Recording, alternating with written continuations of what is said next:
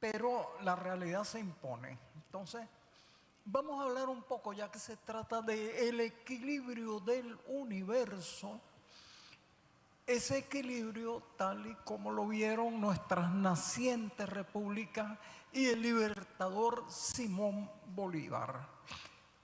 Fíjense, ya en 1821, cuando apenas se acababa de consolidar la independencia de Venezuela con la batalla de Carabobo, pero estaba pendiente la campaña del sur, todavía no se había librado la batalla de Ayacucho, Bolívar de una vez encomienda a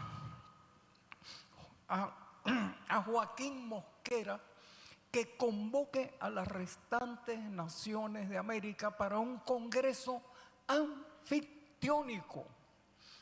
¿Qué era esto? En Grecia, lo que nosotros llamamos Grecia en la antigüedad clásica, era un conjunto de pequeños estados, ciudades-estados más bien, pero que sin embargo se mantenían unidas por la cultura y por un espíritu de tratar de resolver sus diferencias a través de un congreso que las reunía a todas. Bolívar, que tenía una amplísima cultura sobre las historias universal y americana, dice: tenemos que hacer un congreso anfictiónico, un encuentro de estados libres, pero que concuerden en lo fundamental. Todavía se está en la desgarrada batalla por la independencia de América, y ya Bolívar plantea que ese encuentro debe ser en Panamá. ¿Por qué Panamá? Francisco de Miranda, el gran precursor de nuestra independencia, había pensado que la capital del incanato, que él veía como el gran cuerpo político de la América independiente, se debía situar en Panamá. Bolívar, cuando estaba fugitivo de las huestes de Boves en el Caribe en 1816, cuando está en Jamaica, ya en la Carta de Jamaica habla de los canales que se han de trazar por el istmo. No el canal, los canales. ¿Por qué ese istmo? Ese istmo era y es la clave de la comunicación entre el Océano Pacífico y el Océano Atlántico, más bien el Caribe. Había sido el pivote del Imperio Español, porque la plata del Potosí llegaba a los puertos del Callao de Lima, iba de allí al puerto de Panamá, que es una ciudad del Pacífico, y de allí por un camino terrestre iba a Portobelo, una bahía fortificada donde partía de Europa. Cuando Bolívar nacionaliza las minas, la riqueza mineral del nuevo mundo liberado, y llega al Potosí, dice una frase sintética: el Potosí, durante 300 años, erario de España. Eso es la claridad continental que tenía Bolívar. Y es probable que el proyecto de Colombia, lo que nosotros llamamos Gran Colombia, pero que él llamaba sencillamente Colombia, era la capitanía de Venezuela, el antiguo virreinato de la Nueva Granada y además el virreinato de Quito. Es decir, todo ese inmenso bloque geopolítico era además una especie de base para guardar ese paso oceánico, porque Bolívar decía: si en alguna parte se podía situar la capital del mundo, sería en Panamá. Eso ustedes qué visión. Es decir, él planteaba una ciudad que se podría llamar Las Casas, en homenaje a Bartolomé Las Casas, el gran defensor de los pueblos originarios en Venezuela. Entonces, fíjense, es un proyecto, no es un proyecto ni local, ni parroquial, ni limitado.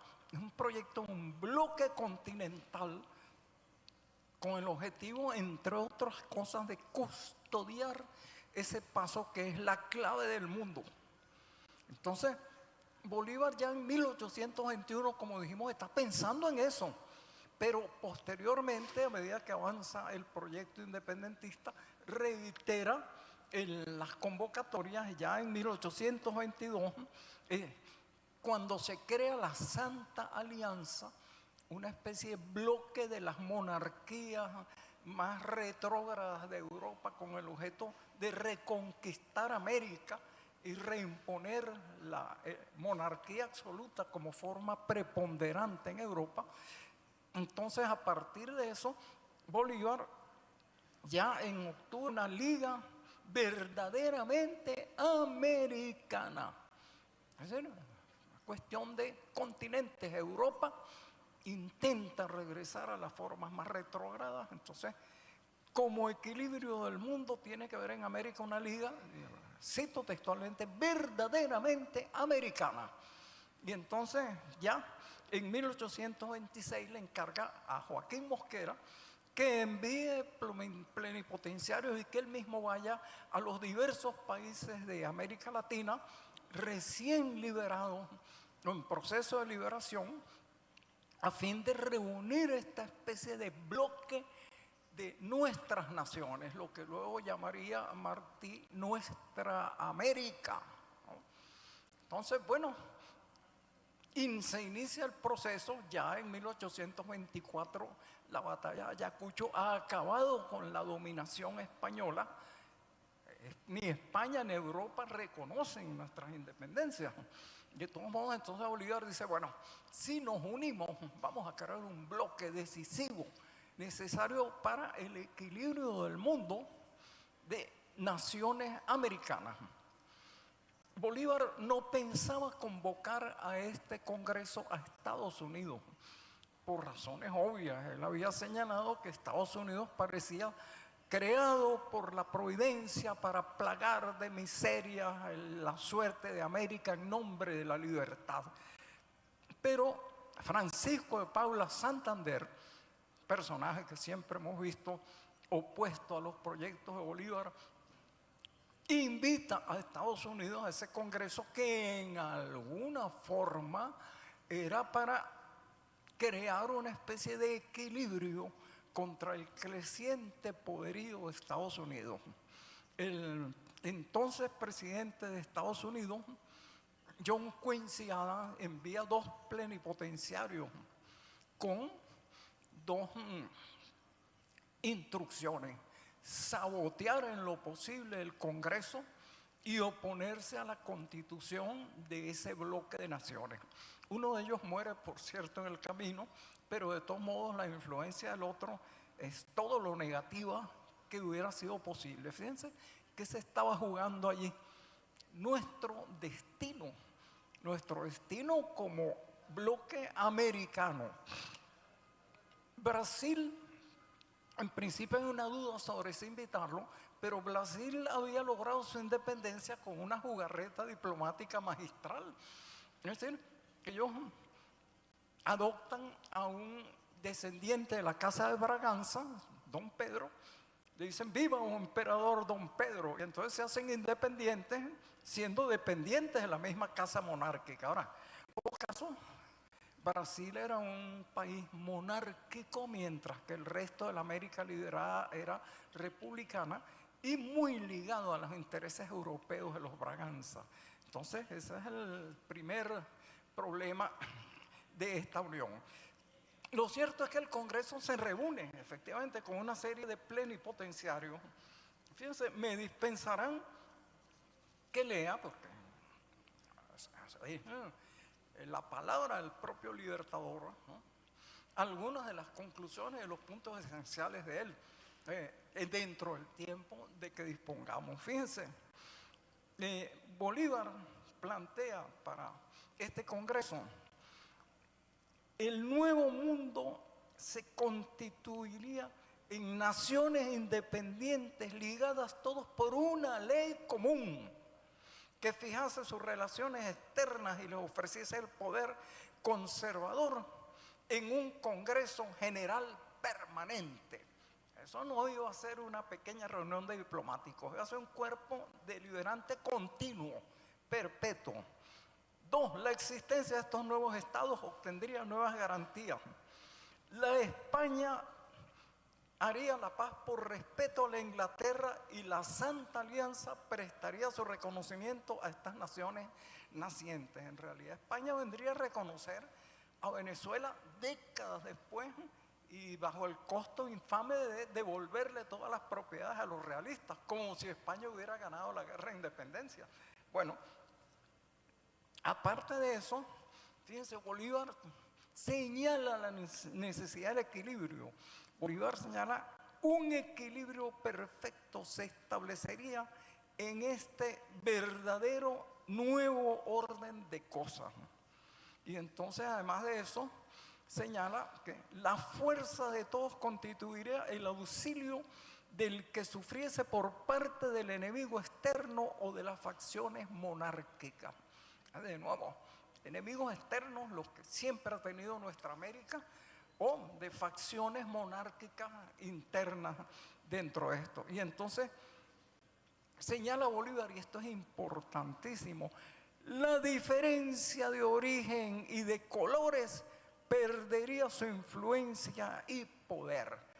Bolívar ha decretado la libertad de los esclavos, a pesar que eso tardaría muchísimo después. Y dentro de las pautas del Congreso está declarar la libertad total de los esclavos en esa América que estaba naciendo, que no quedara un sitio del territorio donde hubiera un ser humano constituido como propiedad de otro ser humano. Disculpe, eso profe, está entre profesor, las cosas disculpe, 2 minutos, Ajá. a pesar de que está en un momento cumbre de su intervención, pero le ofrezco disculpas para ir cerrando, gracias. Ya se acabó el tiempo. Bueno, el tiempo del Congreso de Panamá, el Congreso Anfictiónico, sigue perpetuamente abierto. Vamos a concluir con lo siguiente. Fíjense, está en el pensamiento Bolívar sobre el equilibrio del mundo, que una de las cláusulas dice: en la marcha de los siglos podría encontrarse quizá una sola nación cubriendo el universo, la federal. Entonces, la magnitud de este proyecto de equilibrio, es decir, un equilibrio para crear un poderío que contrabalancee el de Estados Unidos, controle el paso interoceánico que es la clave del comercio mundial, pero finalmente a través de principios republicanos, principios de colaboración mutua, de defensa mutua, lograra que una sola nación cubra el orbe. No sigamos destruyéndonos, matándonos, odiándonos, exterminándonos, sino que vivamos bajo una sola gran nación en la cual todos somos compatriotas y hermanos. Lamentablemente, concluido el Congreso, se dice que se van a reunir en Tacubaya el próximo año, pero todavía estamos esperando esa reunión del Congreso Anfictiónico, la cual se dará, triunfará, y no tengo dudas de que en algún momento la humanidad será una sola gran nación igualitaria, solidaria, pacífica y amorosa.